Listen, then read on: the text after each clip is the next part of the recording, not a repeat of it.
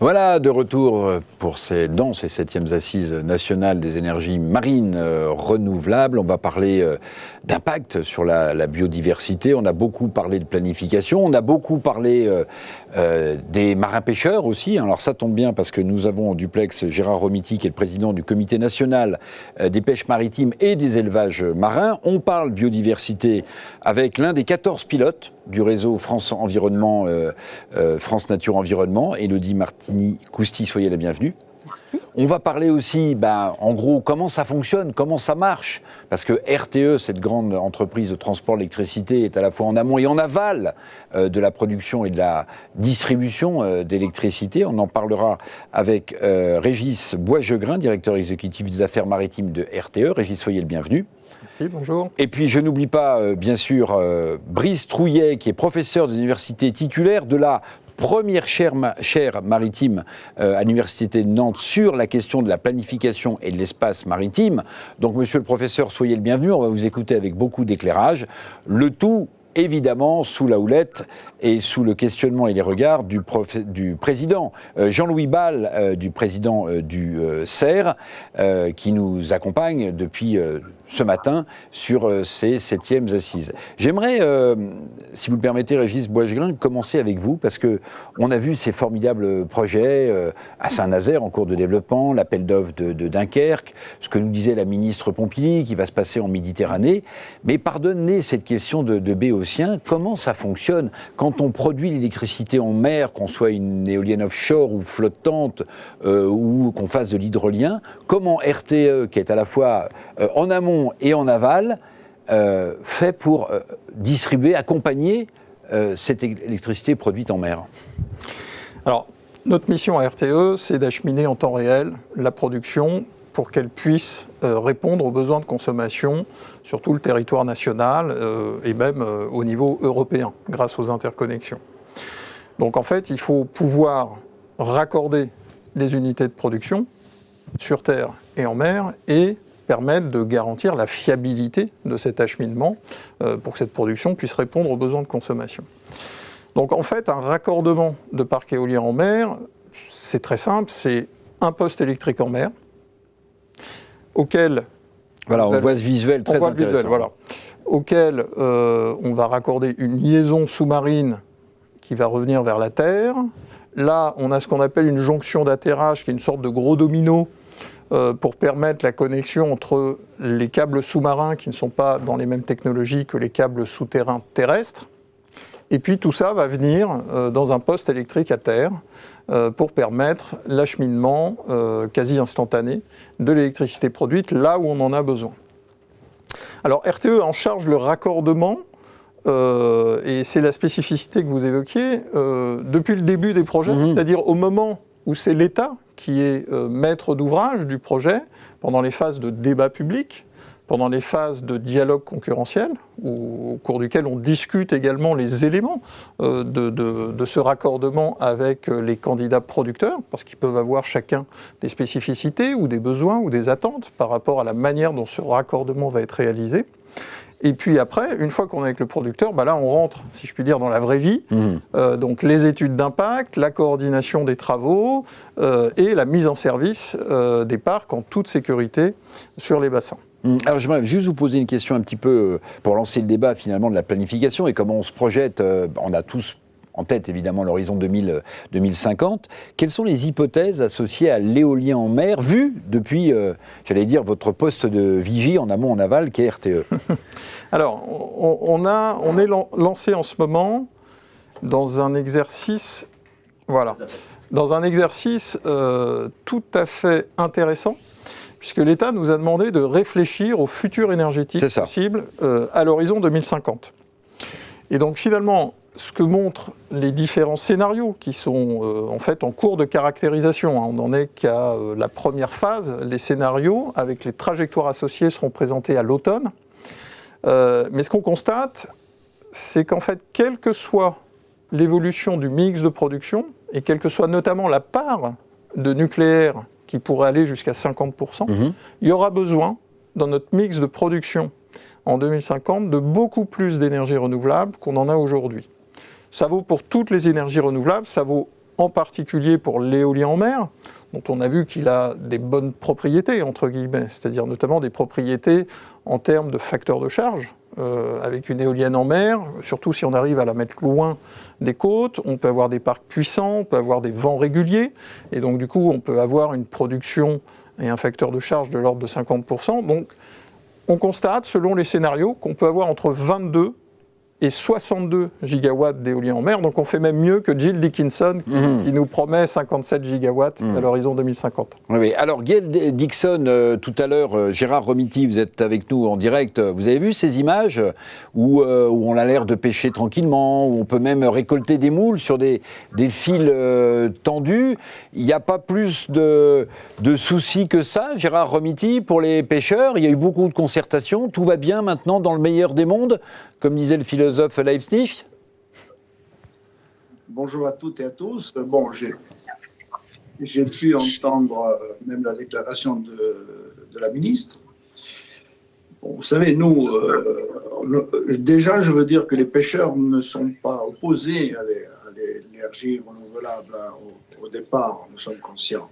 Donc, moi, si vous voulez, si je peux intervenir, si vous voulez, j'ai 3 propositions à faire pour la profession. Donc, c'est le mot planification me plaît et j'ajouterai spatial. Planification spatiale des zones, c'est très important. Il faut, si ça se met en place, cette planification, que la pêche puisse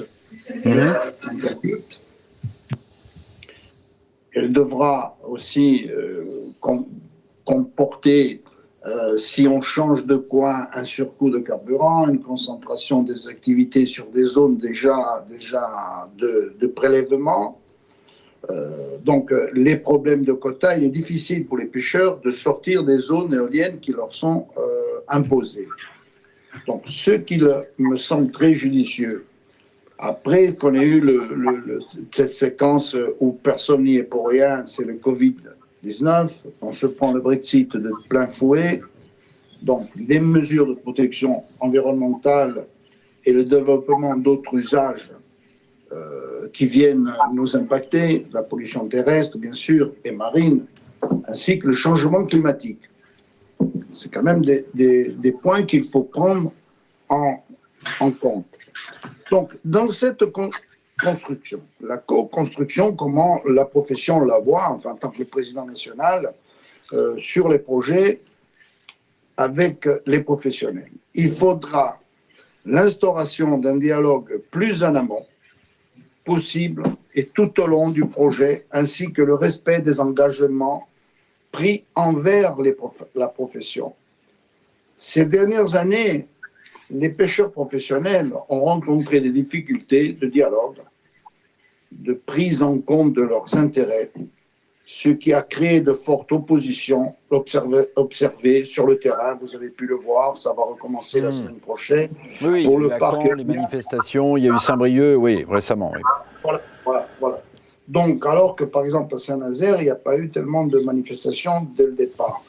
Tout s'est assez bien déroulé. Mais à Saint-Brieuc, donc, il y a un gros problème, car aussi, il y a eu, maintenant, une mauvaise concertation, peut-être avec les promoteurs éoliens. Vous voyez, je vais essayer d'être le plus juste possible pour ma profession.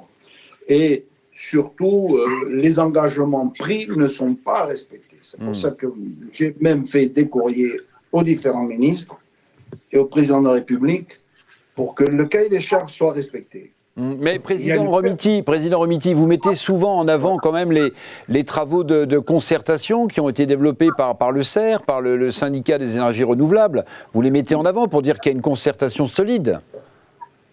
Mais il n'y a pas eu de concertation. Il y a eu des concertations il y a peut-être 12 ans en arrière. Je parle pour Saint-Brieuc, par exemple. On avait commencé par le Tréport, où il suffisait de bouger le parc éolien de quelques milles nautiques pour qu'il n'y ait pas de problème. Non, on implante dans les frayères, dans les zones de reproduction, dans les zones de coquilles Saint-Jacques où il y a vraiment un impact énorme, et on l'a vu avec même une pollution là, dernièrement, parce que l'hydraulique a explosé du bateau, parce qu'on prend des exemples européens. C'est très bien.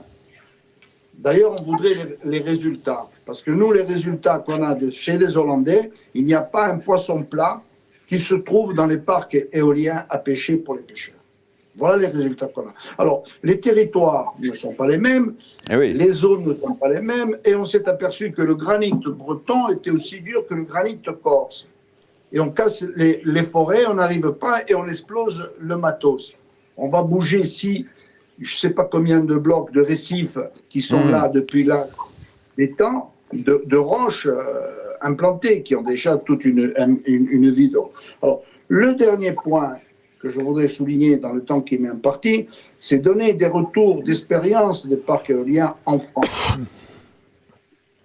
De plus en plus d'études de développement sur les effets des éoliens sont basées sur la biodiversité, mais pas encore assez. On n'a pas encore assez de retours, et encore moins sur les espèces halieutiques, qui vont être impactées ou pas. Bon, si on nous prouve qu'on ne s'est pas impacté. Donc, aucune information sur l'effet des parcs éoliens, sur les activités, sur la pêche et sur la sécurité en mer aussi, c'est un sujet, puisque la ministre parlait aussi des partenaires du monde maritime, mais la mer n'appartient pas qu'aux pêcheurs, elle appartient à tout le monde. C'est un bien précieux qu'on veut transmettre aux générations futures. Donc, il nous faut des premiers retours d'expérience des parcs éoliens en France pour compléter la connaissance et l'assurance de la compatibilité entre les activités de pêche maritime et les élevages marins qui sont l'aquaculture. Pourquoi pas mettre une aquaculture en avant, puisqu'on manque de zones en France pour faire de l'aquaculture en mer et les énergies marines renouvelables. Donc, et une attention particulière aussi des étrangers.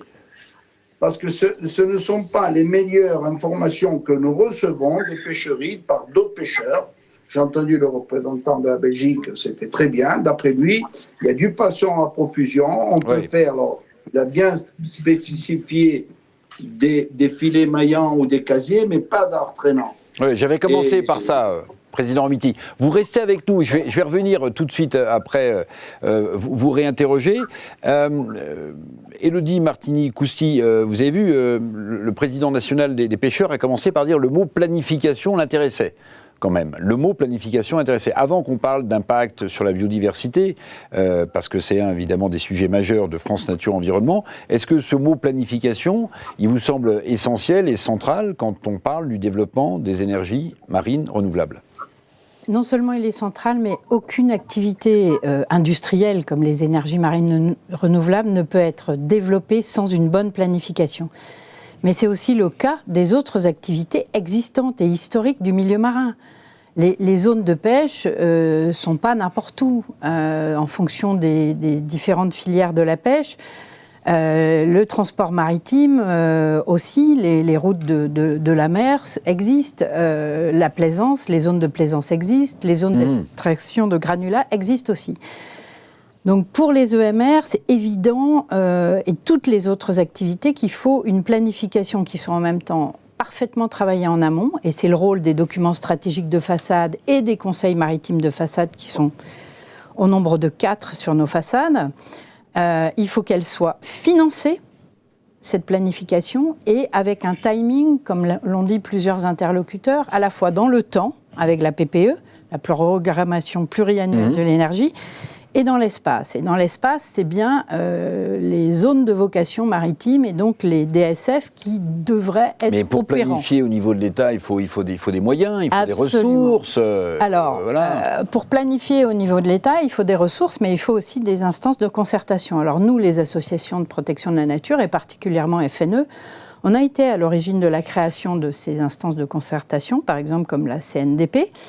Et puis l'État, après le Grenelle de la mer, a décidé de créer les conseils maritimes de façade. Alors, malheureusement, l'équilibre dans les conseils maritimes de façade, comme au CNML, n'est pas tout à fait en notre faveur. C'est d'abord les opérateurs économiques et les élus, et puis l'environnement. Madame Martini-Cousty, je vais revenir également vers vous, parce que je veux aussi qu'on parle de votre fameux triptyque éviter, réduire, compenser, puis qu'on parle de la vision, évidemment, que vous portez stratégique pour la filière. Mais juste un mot, Régis Bongegrain, quels sont les enjeux en termes de planification, d'après vous, parce qu'on voit bien que c'est un mot central, c'est quelque chose qu'il faut absolument ne pas manquer pour être plus efficace. Comment est-ce que, du point de vue de RTE, avant d'interroger le professeur, vous voyez les choses ?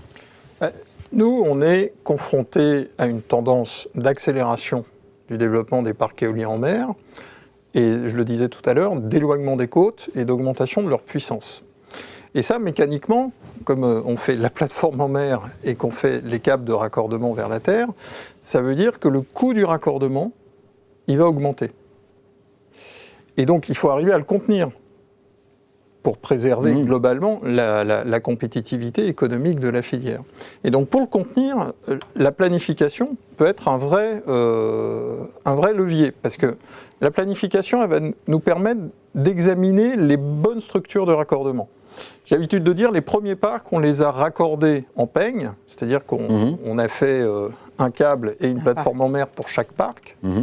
Là, on commence à faire des raccordements en fleurs. Donc les raccordements en fleurs, c'est-à-dire qu'on va avoir un plus gros câble, une plateforme potentiellement plus grosse, mais on va pouvoir accueillir plusieurs parcs. Donc, premier niveau d'optimisation, mutualisé.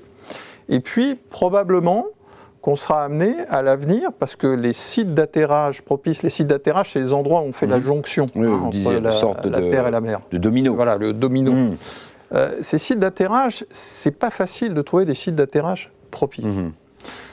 Par exemple, en Normandie, avec le trait de côte, avec les falaises, il y a très peu de sites propices. Donc il faut repérer, planifier tout ça. Il faut les repérer et il faut évidemment utiliser au mieux ces ressources rares.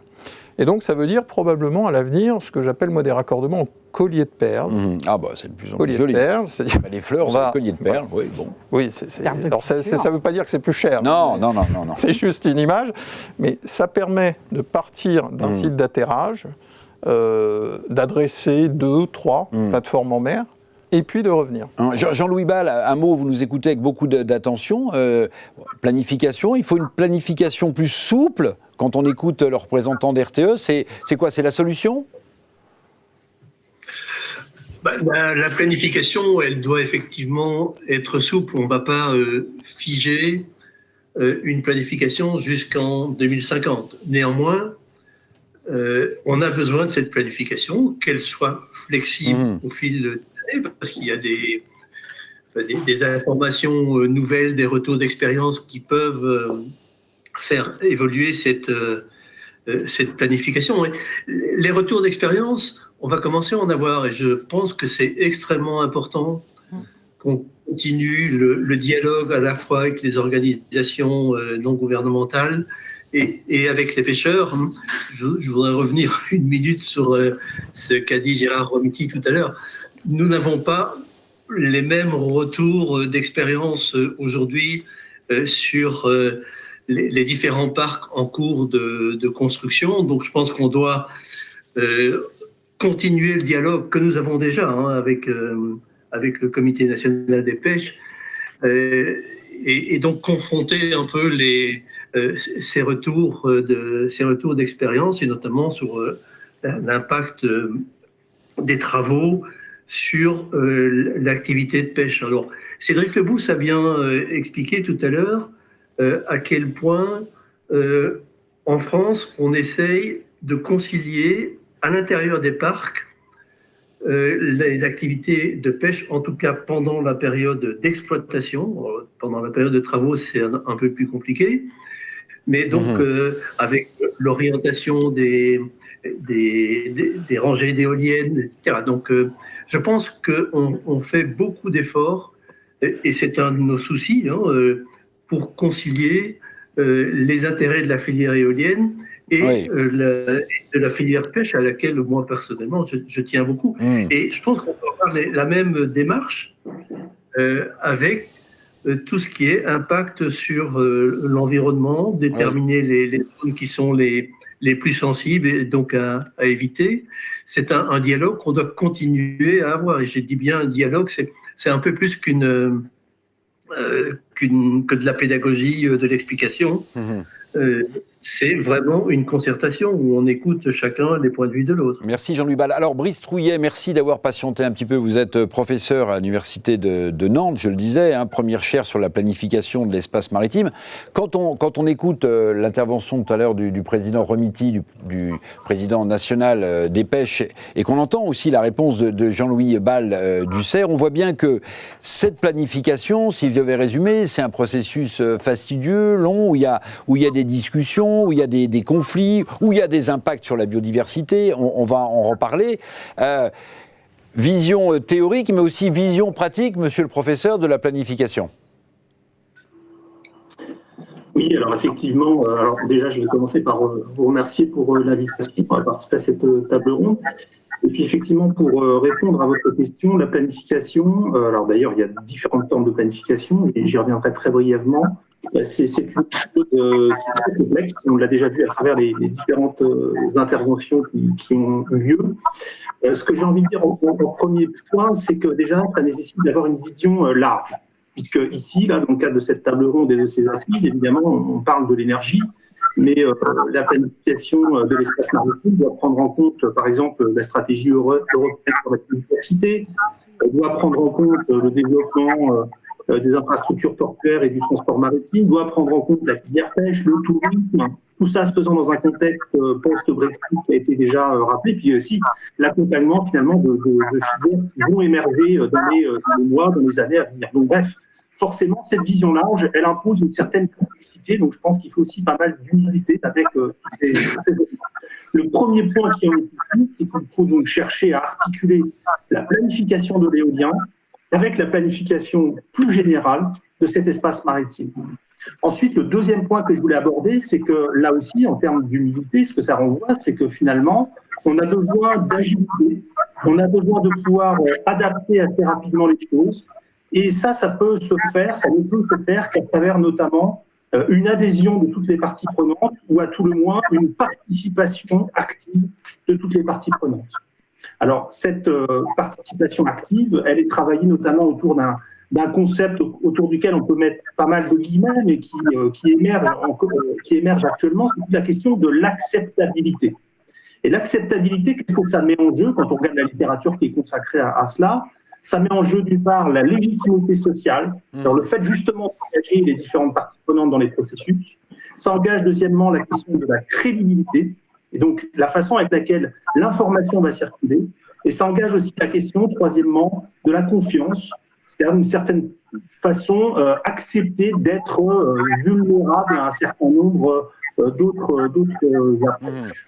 Brice Trouillet, merci beaucoup. Merci beaucoup. On va marquer une petite pause pour essayer de rétablir un son un petit peu meilleur et on vous retrouve tout de suite. Vous écoutiez avec beaucoup d'attention, m'a-t-il semblé, Élodie Martini-Cousty, ce que disait le professeur Trouillet, avant qu'on parle de votre fameuse séquence éviter, réduire, compenser. C'est vrai que quand on parle d'énergie marine renouvelable, c'est tout ça à la fois, la planification. C'est tout ça à la fois parce que, comme on le disait très bien tout à l'heure, et M. Romiti l'a dit aussi, la pêche est là depuis des milliers d'années. Le transport maritime s'est développé puisque 90% des matières qui sont achetées par nous sur les marchés aujourd'hui, quels qu'ils soient, viennent du transport maritime. Donc c'est aussi une activité qui a drôlement augmenté, le tourisme, le littoral, la plaisance, etc. Donc, toutes ces activités ont des impacts sur le milieu marin. Et on ne peut pas prendre simplement les impacts des énergies marines renouvelables. On doit d'abord prendre les impacts de chaque activité existante, toutes celles qui existent, et pour pouvoir décider où est-ce qu'on va aller choisir une zone qui sera bien pour les énergies marines, où il faut quand même des données techniques fiables, c'est-à-dire sur le vent, sur les courants et sur la nature des fonds, que ce soit posé ou en flottant, il nous faut un cumul des impacts des activités déjà existantes dans la zone, et puis voir si, en rajoutant les impacts des activités donc ça, c'est le premier vers de votre séquence, c'est éviter d'implanter n'importe où. C'est ça, c'est-à-dire éviter, c'est-à-dire que à la fois la Cour de justice de l'Union européenne, mais aussi le Conseil d'État a rappelé au gouvernement français très récemment le 15 avril que pour tous les projets, plans et programmes, il faut absolument améliorer la prise en compte de l'environnement et éviter. Et Élodie, si on évite mal, alors faut réduire et compenser ? Alors, si on évite mal, déjà, on peut très bien avoir des recours. Et comme aujourd'hui, c'est le Conseil d'État qui à la fois rappelle ça, mais qui va juger aussi les recours directement sur les EMR, vous pensez bien que le Conseil d'État, quand il jugera des recours parce qu'on n'a pas assez bien évité et qu'on implante des énergies marines dans des zones qui sont déjà soumises à des pressions absolument épouvantables, eh bien, malheureusement, ce seront les énergies marines qui ne pourront pas se développer. Donc, il faut que l'ensemble des acteurs, des filières maritimes, prennent leurs responsabilités, et puis surtout les services de l'État, parce que les services de l'État sont souverains en mer. Ce n'est pas les élus du bord de la côte, c'est les services de l'État et puis nos plus grands élus. Donc, Natura 2000, la directive cadre pour le milieu marin et la directive planification sont des directives qui sont totalement imbriquées pour faire en sorte que cette planification soit parfaitement faite. Et ce n'est pas la vocation économique qui doit primer, c'est à la fois l'économie, l'environnemental et le social. Et aujourd'hui, malheureusement, nos documents stratégiques de façade, on peut dire qu'ils sont inopérants parce qu'on est parti de la vocation économique, mais on a oublié le support qui est le milieu naturel, qui est en très mauvais état, et on ne sait pas dire aujourd'hui si, quand on implante un parc ou quand on décide en conseil maritime de façade d'une zone potentielle, et donc il va falloir en trouver des zones potentielles pour développer 50 gigawatts, si elle est vraiment valable, cette zone, si elle va éviter les impacts, et ensuite, une fois qu'elle aura... Si on imagine qu'elle a bien évité les impacts résiduels, il faudra les réduire. Et les réduire, pour les énergéticiens, c'est surtout au moment de la construction, et puis au moment des passages, des migrations, à la fois des oiseaux, mais aussi des mammifères marins. Et enfin, comme la compensation, c'est quelque chose qui va être très difficile, malgré le fait qu'on ait des retours d'expérience. Par exemple, au Danemark, on sait qu'aujourd'hui, on a des retours très positifs sur le développement des populations halieutiques dans les parcs marins. On peut considérer que les parcs marins éoliens, pas les parcs marins naturels, les aires marines protégées, mais on peut considérer qu'un parc éolien peut, en tous les cas avec les retours d'expérience qu'on a du Danemark, peuvent être positifs pour la population halieutique, pour peu qu'ils ne soient pas pêchés. Vous avez dit beaucoup de choses, Élodie Martini-Cousty, mais un truc qui semble très important, à mon avis, et je voudrais interroger en quelques mots, peut-être Jean-Louis Bal, une réponse, et puis aussi le président Remiti du Comité national des pêches. On a trop mis en avant, pour l'instant, le volet économique, Jean-Louis Bal, sans suffisamment se soucier du reste, ou bien vous avez le sentiment qu'on a travaillé tout ça ensemble. Rapidement, Jean-Louis Bal et Gérard Remiti.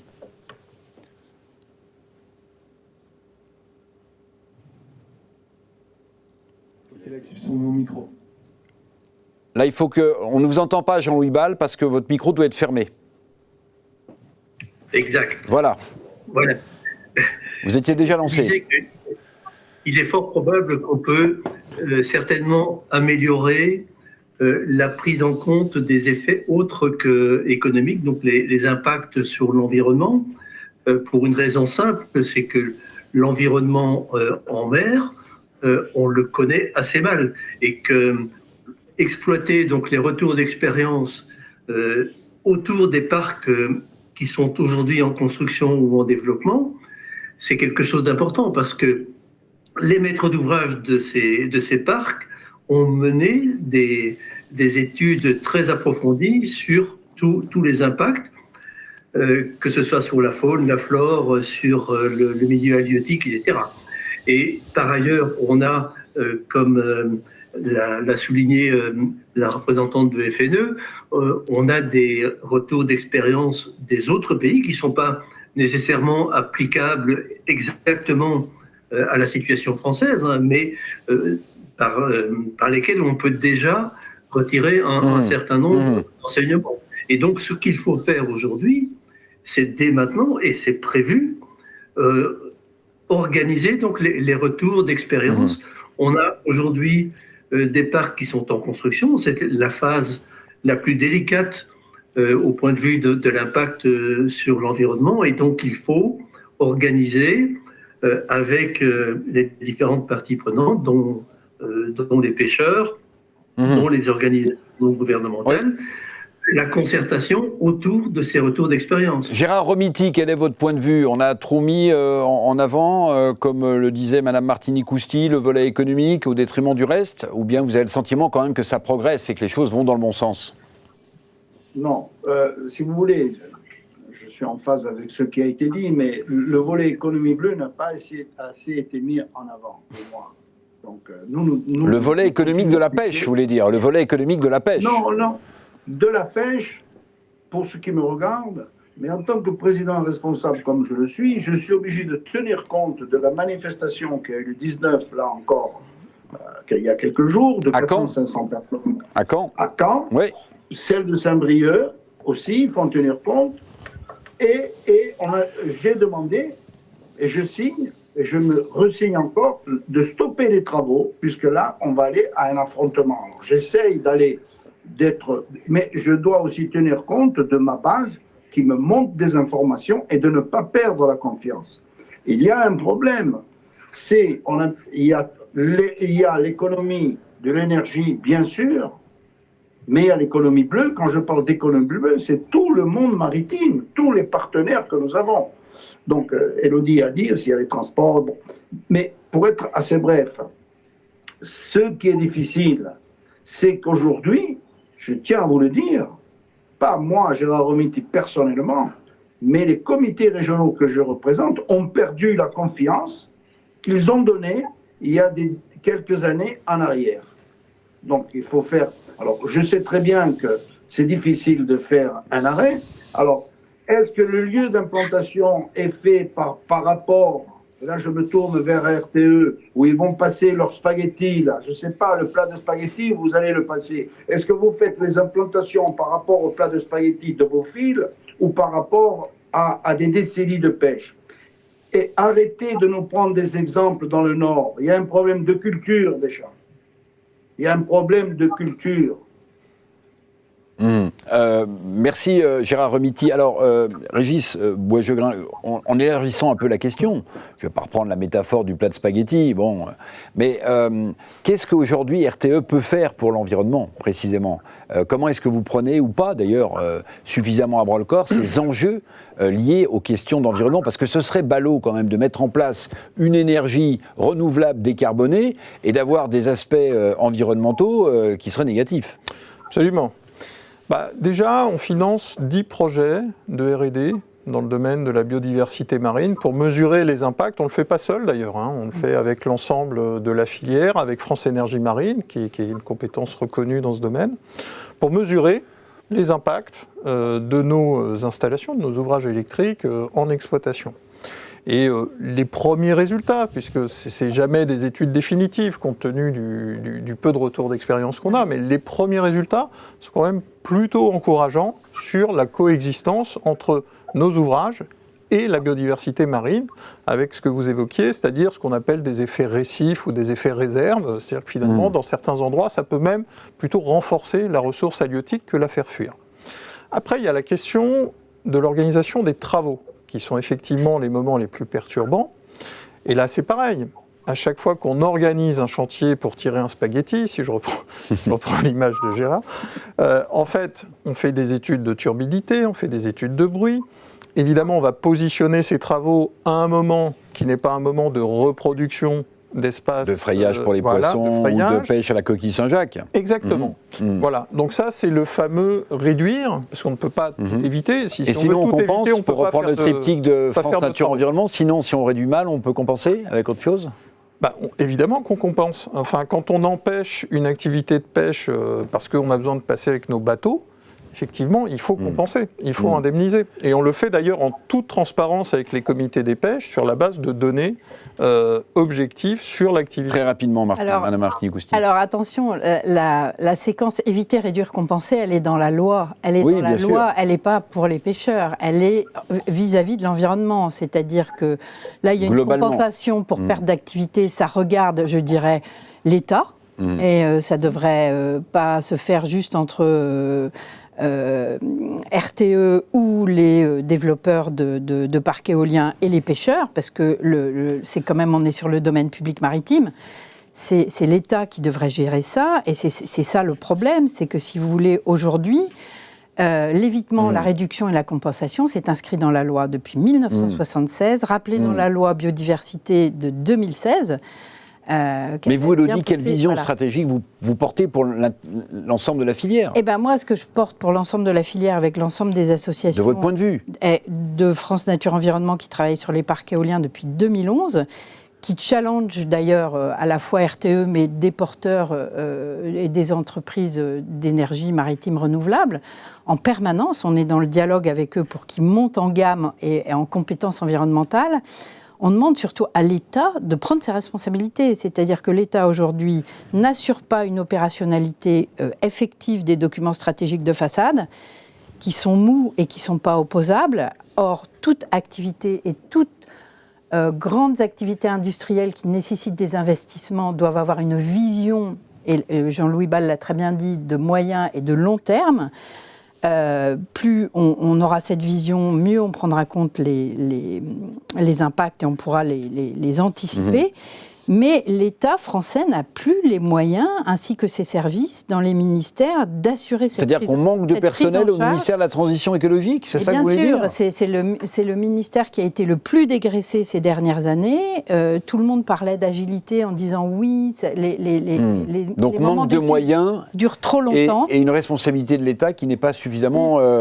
potentiellement assumé faute de moyens. Exactement. Monsieur le Premier ministre annonce aux CIMER, oui, on va aller sur 47 à 50 gigawatts. Très bien, mais comment on fait, Monsieur le Premier ministre, si vous ne donnez pas de moyens à vos services et à vos ministères pour mettre ça en musique ? Brice Trouillet, c'est votre point de vue, vous le partagez avec Élodie Martini-Cousty. L'État manque de moyens, il faut davantage qu'il prenne position dans cet événement de la planification dont on ne cesse de dire qu'il est important, qu'elle est importante ? Oui, je suis assez d'accord avec ce constat, d'ailleurs, parce qu'on ne formule pas forcément uniquement que dans le champ de la planification de l'espace maritime. Voilà, par contre, je tempérerai quand même un tout petit peu le propos sur la prise en compte des questions environnementales dans l'expérience française de planification. Alors, c'est vrai que les choses sont loin d'être parfaites, mais il faut aussi replacer les choses dans leur contexte. C'est un premier cycle de planification. Je pense que tout le monde a appris en marchant, en faisant sur ce premier cycle. Et vraisemblablement, on peut s'attendre à ce que ça s'améliore, que ça soit plus simple aussi sur le deuxième cycle. Et je m'appuie aussi pour dire ça sur une étude que j'ai publiée l'an dernier dans un journal scientifique où j'examine une quarantaine d'expériences de planification à travers le monde. Et je peux vous assurer que l'exemple français, repositionné dans cette quarantaine, dans ce jeu d'une quarantaine d'exemples, est loin d'être le pire, si l'on peut dire. En tout cas, il y a un certain nombre d'intentions de prendre en compte les aspects environnementaux, même s'ils ne sont pas complètement aboutis. Et là je rejoins effectivement Madame Martini-Cousty.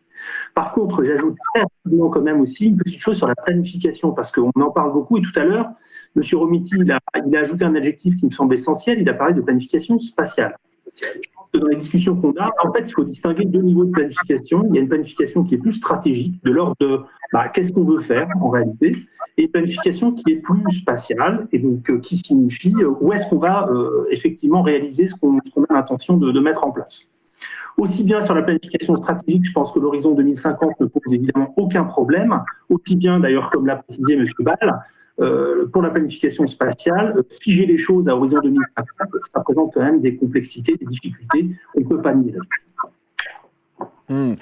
Jean-Louis Bal, j'aimerais terminer ce plateau avec vous. Le professeur Trouillet disait qu'il y a une planification stratégique, il y a une planification spatiale, puis j'ajouterais, si vous le permettez, il y a aussi une planification dans le temps. On a beaucoup parlé forcément de l'horizon 2050, et après on fait quoi, Président Bal ? Le CER a une vision, vous travaillez déjà là-dessus ? Le CER effectivement a une vision donc, qui est développée avec l'ensemble de la filière. Nous, on a estimé qu'on pouvait avoir un objectif de l'ordre de 50 gigawatts à l'horizon 2050. 50 gigawatts, ça nécessite d'occuper un peu moins de 3% la zone maritime française, y compris la zone économique exclusive. Hein. Donc ça doit être possible, d'autant plus qu'on peut continuer à pêcher au sein des parcs. Ça doit être possible de trouver des zones où on pourra implanter donc de l'éolien en préservant l'activité de pêche, en préservant donc l'environnement de façon beaucoup plus générale. Et je voudrais revenir sur ce qui a été dit tout à l'heure. Pour cette planification, l'État n'a pas les moyens aujourd'hui. Moi, ça fait 10 ans que je le répète, hein, pas seulement pour l'éolien en mer, mais que l'État n'a pas les moyens humains pour gérer cette transition énergétique qui a quand même des impacts importants sur notre stratégie énergétique, sur la lutte contre le changement climatique. Et c'est pas avec les quelques dizaines de personnes qu'il y a dans les ministères et qui suivent nos sujets que l'on pourra y arriver. Je pense que renforcer les services de l'État de façon générale sur la transition énergétique, mais aussi, donc notamment sur les énergies marines renouvelables, c'est indispensable pour qu'on atteigne de façon saine les objectifs que nous nous sommes fixés. Merci beaucoup Jean-Louis Bal, merci à Élodie Martini-Cousty de toutes ces précisions au nom de France Nature Environnement. C'était l'un des 14 pilotes, merci beaucoup Élodie.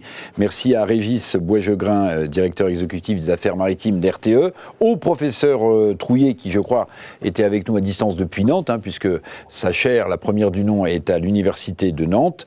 Et puis merci aussi au franc-parler direct dans l'actualité de Gérard Romiti, le président du comité national des pêches maritimes et des élevages marins. Alors le débat ne fait que rebondir. Pour ceux que ça intéresse et ceux qui nous suivent forcément sont très intéressés, à noter pour poursuivre ces discussions, l'ouverture d'un grand débat public sur les éoliennes flottantes en Méditerranée. Barbara Pompili a annoncé, a précisé un peu ce sujet, un grand débat public du 12 juillet au 31 octobre 2021. C'est le moment de donner son avis, de participer au débat dans des concertations citoyennes qui sont toujours riches d'enseignements. Pour ce faire, le site c'est www, vous le voyez derrière moi, .eos.débatpublic.fr. eos.débatpublic.fr. Merci de nous avoir suivis. Un petit mot, oui, Élodie ? Je voulais juste rajouter que pour toutes les énergies renouvelables, la FNE a développé des scopes qui sont des guides et des grilles de critères d'évaluation de chaque énergie renouvelable. Et il y a un éoloscope offshore qui a déjà été testé pour le débat Sud-Bretagne et qui sera à disposition avec des nouveautés pour le débat des éoliennes flottantes de Méditerranée. Donc vous le retrouverez sur le site de fne.inso.fr. Eh ben voilà, ça fait partie du débat, ça fait partie de l'alimentation, de l'enrichissement mutuel. On marque une nouvelle pause et on se retrouve pour la dernière partie de ces 7e assises nationales des énergies marines renouvelables. À tout de suite.